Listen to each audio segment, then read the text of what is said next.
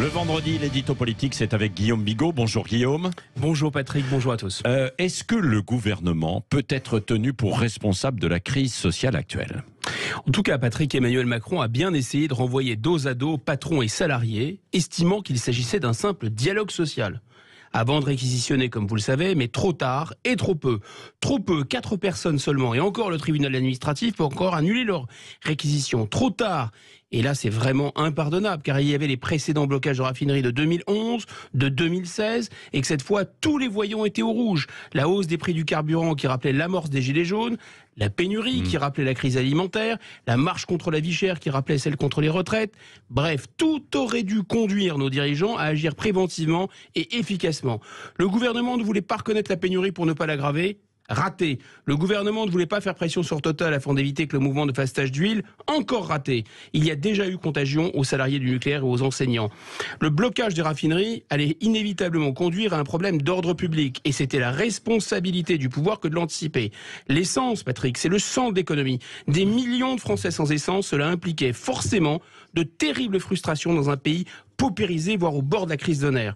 D'ailleurs, les désordres ont déjà commencé. Des motos dépassent des automobilistes dans les files d'attente devant les stations, les esprits s'échauffent. À Villiers-Lubel, une pompe à essence, une station a été prise en main par des racailles de cité. Sur une autoroute, un camion a été braqué et son réservoir siphonné. Bref, on en est là. Oui, bon, c'est ça. Est-ce que, alors, il y a un appel à une marche contre la vie chère ce week-end, lancé depuis longtemps par la NUPS, surtout et LFI. Il y a cet appel à une grève interprofessionnelle par la CGT pour mardi prochain. Est-ce que vous croyez qu'il y a potentiellement une convergence des luttes? Toute ta question est là. Moi, je pense que les syndicats et les partis d'extrême gauche, bien sûr, en rêvent. Ce n'est pas un scoop. Mathilde Panot essaye d'allumer la mèche du grand soir. Si les salariés et les entreprises qui font d'immenses profits, nous explique-t-elle, ne peuvent obtenir d'augmentation, alors qui d'autre?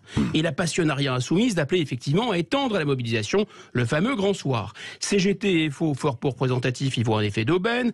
La NUPES, qui a beaucoup de choses à se faire pardonner en ce moment, il faut dire, aussi. Et tout ce petit monde, en fait, défend, Patrick, ses intérêts de boutiquier en soutenant des employés de raffinerie à 4 000 € par mois, et ils n'ont pas un mot pour les salariés les plus pauvres en galère qui ne peuvent plus rouler. En fait, ces adeptes du grand soir, appelant à lutter contre la vie chère, appellent aussi à débrayer dans les raffineries, dans les centrales, ce qui ne peut que renchérir les factures énergétiques. Et ceci alors que la récession, comme Eric Revel nous l'a rappelé tout à l'heure, pointe son nez. Cette défense d'intérêts particuliers se fait contre les plus modestes, il faut le répéter.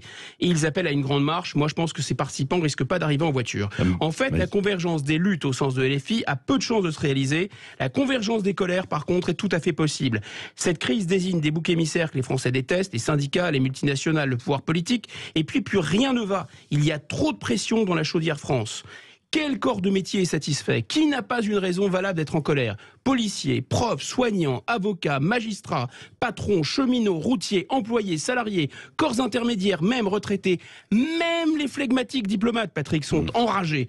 Enfin, la situation peut s'enflammer car il n'y a plus de soupape. Le président est devenu un Premier ministre, il n'est plus rééligible, il n'a plus que des majorités de circonstances et parfois, comme on l'a vu hier, avec l'adoption de la loi contre les superdividendes, de l'amendement superdividende, parfois des majorités contre lui. Et si le président dissout, et il ne va pas se refaire, s'il dissout, le président risque de s'auto-dissoudre. Merci Guillaume Bigot.